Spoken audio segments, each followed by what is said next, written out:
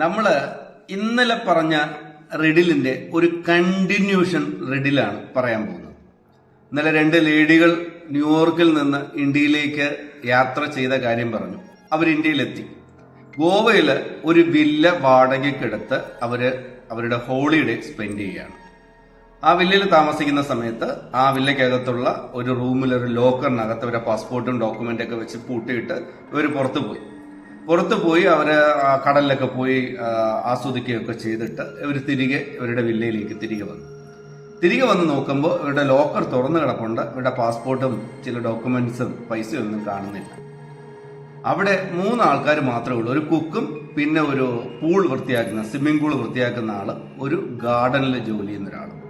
വേറെ ആരും വീട്ടിലില്ല. മറ്റൊരാളും പുറത്തുനിന്ന് വന്നിട്ടുമില്ല. അവർ പോലീസിനെ അറിയിച്ചു. പോലീസ് വന്നു. ഈ 3 പേരോടും ചോദിച്ചു. കുക്ക് പറഞ്ഞു, ഞാൻ അവർക്ക് ഡിന്നർ ഉണ്ടാക്കുന്ന തിരക്കിലായിരുന്നു, ഇവിടെ ആരും വരുന്നത് ഞാൻ കണ്ടില്ല എന്ന് പറഞ്ഞു. പൂള് വൃത്തിയാക്കുന്ന ആൾ പറഞ്ഞു, ഞാൻ പൂള് ക്ലീൻ ചെയ്യുകയായിരുന്നു, അവിടെ മെഷീനൊക്കെ ഇട്ട് ക്ലീൻ ചെയ്തിരിക്കുന്നത് കാരണം എനിക്ക് ഇങ്ങോട്ട് വരാൻ പറ്റിയില്ല എന്ന് പറഞ്ഞു.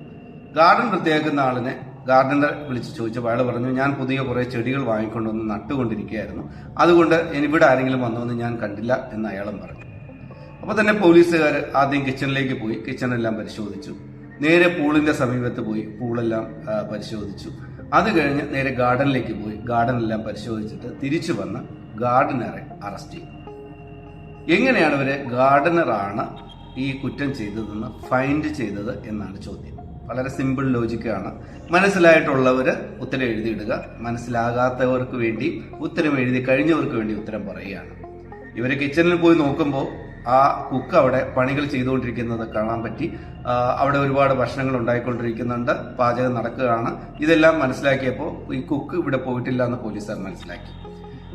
പൂളിൽ അവിടെ പോയി നോക്കുമ്പോൾ അവിടെ പൂളിൽ ക്ലീനിങ് ഒക്കെ നടന്നുകൊണ്ടിരിക്കുന്നതാണ്. ക്ലീനിങ് മെഷീൻസ് ഒക്കെ ഓൺ ചെയ്തിരിക്കുകയാണ്. വെള്ളം മാറിയിട്ടുണ്ട്, പുതിയ വെള്ളം നിറച്ചുകൊണ്ടിരിക്കുകയാണ്. ഇതൊക്കെ അവർക്ക് കാണാൻ പറ്റും. എന്നാൽ ഗാർഡനിൽ ചെന്ന് നോക്കുമ്പോൾ ഈ ഗാർഡനർ പറഞ്ഞതുപോലെ പുതിയ ചെടികൾ അവിടെ കൊണ്ടുവന്ന് പ്ലാന്റ് ചെയ്തതായിട്ട് കണ്ടിട്ടില്ല.